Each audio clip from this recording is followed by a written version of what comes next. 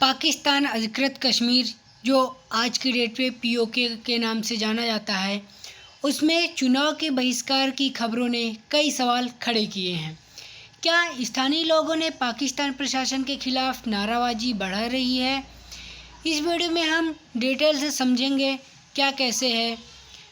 दैनिक भास्कर की रिपोर्ट के अनुसार दावा किया जाता है कि पीओके में प्रदर्शनकारियों का फायरिंग 19 की मौत हो चुकी है। चुनाव का लोगों ने बहिष्कार किया था। पाकिस्तान सरकार के खिलाफ मोर्चा है वो निकाले जा रहे हैं। ठीक है,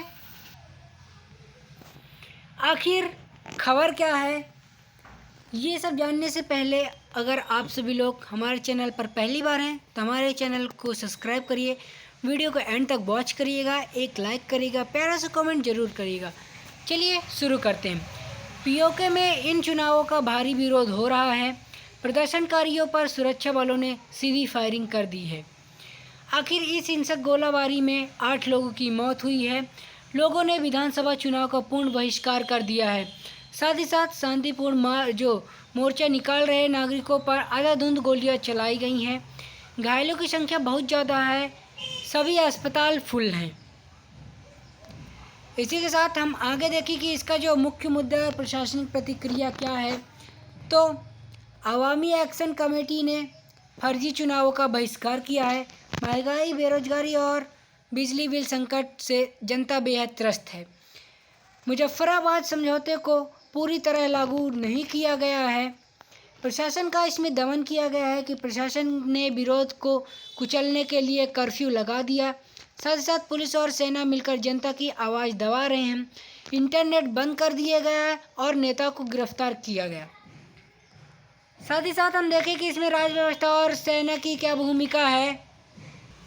तो इसमें जो पीओके की राजधानी व्यवस्था पूरी तरह से सेना नियंत्रित है, यानी जनरल आसिम मुनीर की नीतियां आवाम के खिलाफ साबित हुई हैं।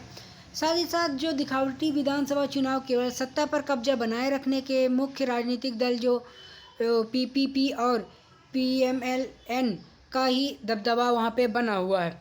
साथ ही साथ इसमें सेना ने चुनाव परिणामों को सीधे तौर पर तय किया है। सेना ने लोकतांत्रिक संस्थाओं को पूरी तरह से पंगु बना दिया है। ठीक है, आखिरकार इतिहास और पिछले प्रभाव इसके क्या हैं। तो 1947 में पाकिस्तान ने कश्मीर के हिस्से पर कब्जा किया था। तभी के पीओके के लोगों का लगातार शोषण जारी हो रहा है।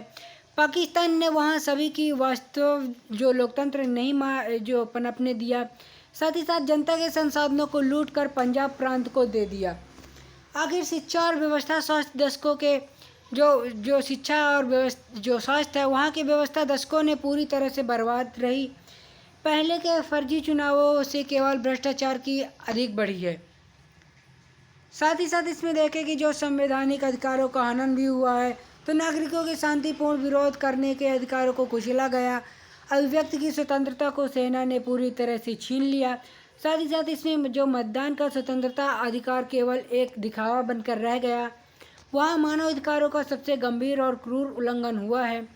साथ ही साथ लोगों को अपने जो प्रतिनिधि चुनने का कोई वास्तविक हक नहीं दिया गया है। यह क्षेत्र के लोकतांत्रिक अधिकारों के हनन से संबंधित है। साथ ही साथ इसमें जो जागरण पहले बनाम अब की स्थिति इसमें क्या होती है, यानी पहले क्या था और अब क्या है। तो पहले की स्थिति लोग डर के कारण खुलकर सामने नहीं आते थे।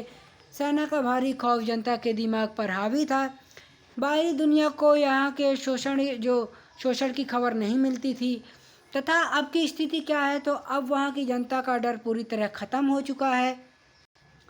साथ ही साथ लोग सड़कों पर सेना का सीधा मुकाबला कर रहे हैं। सोशल मीडिया से दुनिया भर में सच्चाई पहुँच रही है। इसी के साथ आगे देखें कि जो विदेश नीति और भूमि राजनीति पर क्या प्रभाव पड़ता है। तो पाकिस्तान की जो दमनकारी नीतियाँ हैं वो अंतर्राष्ट्रीय स्तर पर बेनकाब हो गई। दुनिया भर के देश इस मानवाधिकार हनन पर सवाल उठा रहे हैं।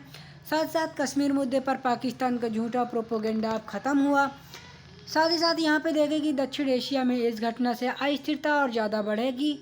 लेकिन कहीं ना कहीं यहाँ पे चीन और पाकिस्तान आर्थिक गलियारे जो सीपीईसी की सुरक्षा पर भी खतरा बढ़ेगा। विदेश नीति और सहायता पर इसका बहुत बुरा असर पड़ेगा। इसी में देखें कि भारत का रुख और कूटनीतिक स्थिति इस पर क्या प्रभाव पड़ेगी या भारत का रुख इसमें क्या रहेगा। तो भारत पीओके को अपना अभिन्न और अखंड हिस्सा मानता है। भारत ने पाकिस्तान के अवैध कब्जे का हमेशा विरोध किया है। इस गंभीर मानवाधिकार हनन की जो भारत ने कड़ी निंदा की है। साथ ही साथ वहाँ के लोग अब भारत के साथ मिलना चाहते हैं। जो पाकिस्तान के लोग हैं वो भारत के साथ मिलना चाहते हैं। भारत इस मुद्दे को संयुक्त राष्ट्र में प्रमुखता से उठाएगा। सीमा पार आतंकवाद के खिलाफ यह बड़ा कूटनीतिक हथियार है। इसी के साथ देखें कि जो भविष्य के परिणाम और प्रणालीगत पतन क्या है। तो पीओके में पाकिस्तान के खिलाफ पूर्ण विद्रोह भड़क सकता है। सेना और आवाम के बीच हिंसक टकराव और ज़्यादा बढ़ेगा। साथ ही साथ पाकिस्तान और अंदरूनी ढांचा जो है वह पूरी तरह से चरमरा सकता है। यानी अंतर्राष्ट्रीय समुदाय पाकिस्तान पर कड़े आर्थिक प्रतिबंध लगा सकता है। वहाँ के युवाओं में अलगाववाद की भावना और गहरी होगी। यानी कुल मिलाकर ये कहा जाए कि पाकिस्तान में एक जो भविष्य की नींव डाली जा रही है, भविष्य पर परिणाम डाला जा रहा है, वो काफ़ी चिंताजनक हो सकता है। इसका निष्कर्ष और समाधान क्या निकल के आता है कि भारत की कूटनीतिक जीत जो अंततः इस क्षेत्र को न्याय दिलाएगी। पाकिस्तान को अवैध कब्जा छोड़कर वहां से वापस लौटना होगा तथा स्थानीय लोगों को उनके सभी मूल अधिकार सौंपने जरूरी हैं।